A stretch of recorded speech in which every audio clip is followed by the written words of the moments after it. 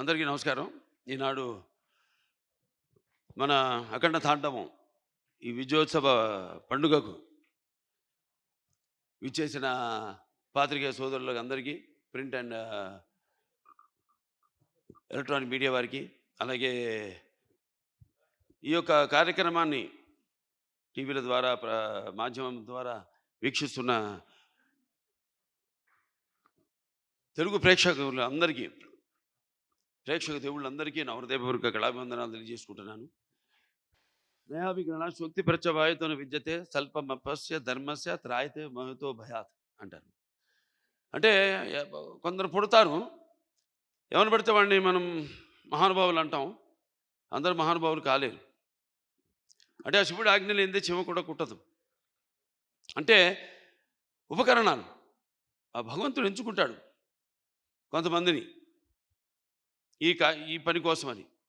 అలా ఇవాళ మన భగవద్గీత ప్రచారకర్తలు గంగాధర శాస్త్రి గారు ఇంతకుముందు చెప్పారు, ఎన్నో శ్లోకాలు చెప్పారు. వాటిలన్నిటికీ అర్థం ఇదే. నేను అన్నదానికి ఆయన ఇచ్చిన వివరణ అది. ఇవాళ చాలా సంతోషంగా ఉంది. ఇవాళ ఈ సినిమా విడుదలై ఇవాళ ఇంత విజయవంతంగా ప్రదర్శించబడుతున్నందుకు మా తెలుగు ప్రేక్షక దేవుళ్ళకి అందరికీ కాదు, యావత్ భారతదేశపు ప్రజలందరికీ నా హృదయపూర్వక కృతజ్ఞతాభివందనాలు తెలియజేసుకుంటున్నాను. మరి కృతజ్ఞతలు తెలియజేసుకున్నందుకు, ఎంత మంచి పాఠం ఇచ్చినందుకు మీరు కూడా రుణం తీర్చుకోవాలి. అంటే ఎప్పుడు అంటారు శత్రు రుణం, లేకపోతే మన రుణశేషం అగ్నిశేషం శత్రుశేషం ఉండకూడదని.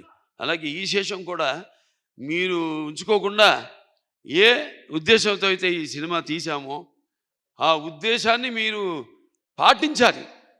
ఏదో మనం వింటాం, గుడికి వెళ్తాం, ఏదో దండం పెట్టుకుంటాం దేవుడికి. ఎందుకు?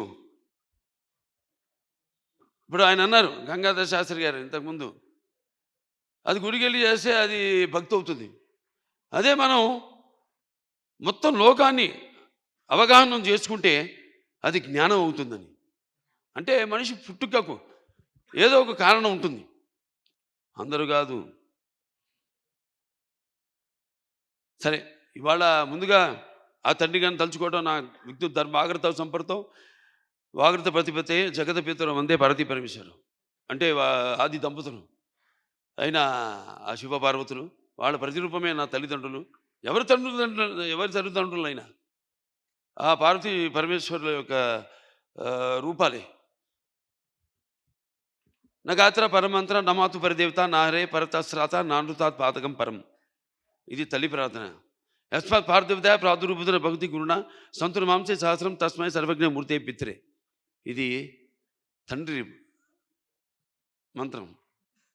అంటే మనకు సగం దేహాన్ని ఇచ్చి మనల్ని ఇటువంటి గురువులు దగ్గర ఎంతోమంది, అందరూ సరస్వతి పుత్రులే.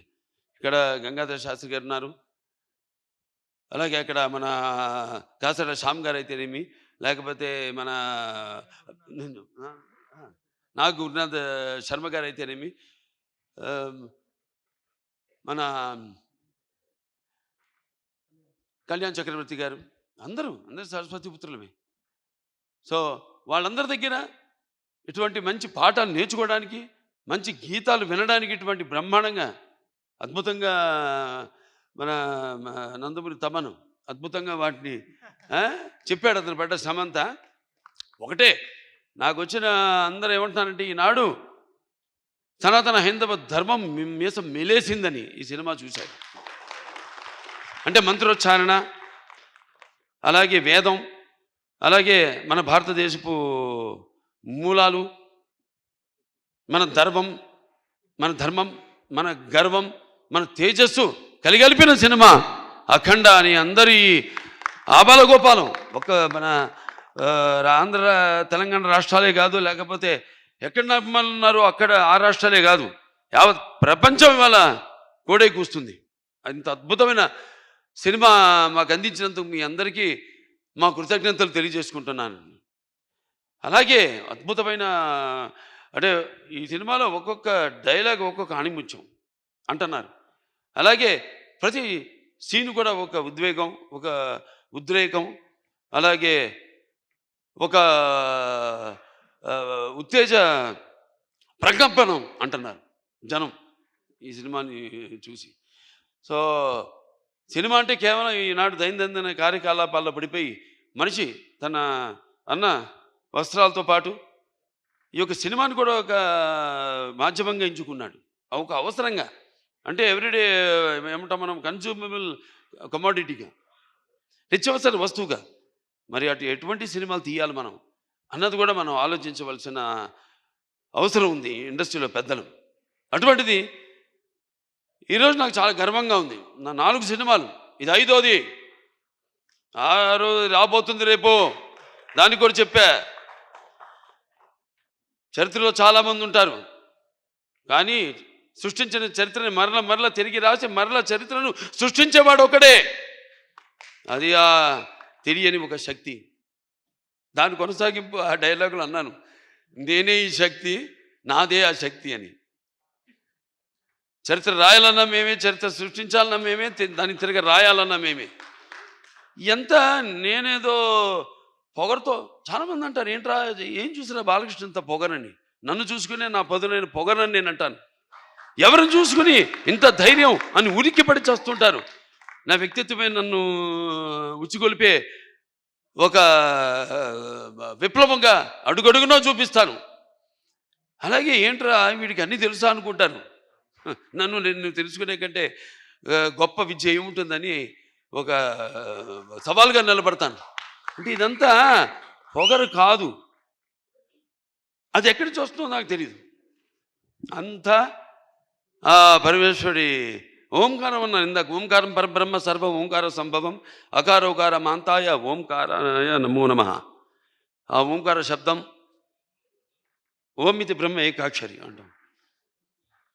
అలా ఇలా తెలుసుకోవాలి. అంటే యువతరానికి ప్రతినిధులు, నవతరానికి నాయకులు, భావితరాలకు భారతదేశపు మహాశక్తి అయిన యువకులు, మీ తప్పు లేదన్ను, నీ తప్పుకు అది ఎట్లా అంటే ఈ యొక్క రొటీన్ దైనందిన కార్యకలాపాల్లో అన్నాను ఇందాక, పోటీ. దానికి నేను ఎప్పుడు ఏదైనా ఆసరా తీసుకునేది సినిమాలే, లేకపోతే సంగీతం. వీటి మీదే ఎప్పుడన్నా నేను మనిషిని, నాకు ఎప్పుడైనా నిర్లిప్తత ఇది వచ్చినప్పుడు రోజు గంటన్నర పూజ చేస్తాను నేను. ఆ పూజ తర్వాత నా వృత్తే నా దైవం. ఆ వృత్తే ఈ అఖండ సినిమాలో నా పాత్ర. నేను చెప్పాను కూడా, ఇంతకుముందు ఒక సభలో చెప్పడం జరిగింది. ఒక ఇది శివ తాండవం యొక్క విన్యాసం ఎలా చేశాను ఈ పాత్ర అంటే, ప్రతి పాత్ర యాక్టింగ్ అంటే ఊరికే నమ్మడమో అరవడమో, లేకపోతే ఒక కళ్ళల్లో కన్నీళ్లు తెప్పించడం కాదు. పాత్ర అంటే ఒక పరకాయ ప్రవేశం. అది ఒక నందమూరి ఎన్టీ రామారావు గారు. ఎందుకంటే నేను చెప్పాను ఇంతకుముందు, ఆయన తలుచుకోకుండా ఏ సభ నేను అంటే నాకు ఇంత ధన్యమైన జన్మనిచ్చి నన్ను మీ అందరి గుండెల్లో ఆయన ప్రతిరూపంగా నిలిపినందుకు, మరి దైవాంశ సంభూతుడు, విశ్వానికి విశ్వ నటరూపం ఎలా ఉంటుందో చూపించిన యుగ పురుషుడు, కారణ జన్ముడు, నా తండ్రి, నా గురువు, నా దైవం నందమూరి తారక రామారావు గారికి నమస్కరించుకుంటూ, మరి ఇటువంటి ఈ సినిమాని ఈ సినిమా కేవలం తెలుగు సినిమా కాదు, ఇది యావత్ భారతదేశమే కాదు, యావత్ ప్రపంచం ప్రేక్షకులకు సంబంధించిన సినిమా ఇది. ఎందుకంటే మనం చూస్తున్నాం ఇవాళ ఎంత అశాంతి, ఎక్కడ చూసినా యుద్ధాలు, ఆకలి చావులు, లేకపోతే మనలో మనం సృష్టించుకున్న విభేదాలు. గొప్ప మాట చెప్పారు ఆయన ఇది మన సినిమా గురించి. ఇది కేవలం ఒక తెలుగు పురాణాలు, ఈ భగవద్గీతలు, లేకపోతే నేను చెప్పేది భారతాలు, భాగవతాలు, వీటికి సంబంధించేది కాదు, ఒక బైబిల్కి సంబంధించింది, ఒక ఖురాన్కి కూడా సంబంధించిన సినిమా. సారే జహాं से अच्छा హిందూ సీత హమారా, హమ్ బుల్బులే ఇస్కే ఏ గుల్ సీత హమారా. సో ఇవాళ ఈ పాత్ర మనం చేసే ముందు నాకు పూర్తిగా నమ్మకం నా దర్శకుడి మీద. నేను చెప్పా, కట్టె కొట్టి తెచ్చి అంతే మాట్లాడుకుంటాం మేము, అంతకంటే మాట్లాడుకోము. ఇవాళ మనం బ్యాట్మ్యాన్లు, సూపర్ మ్యాన్లు, వీటిలన్నిటి గురించి మాట్లాడుకుంటాం.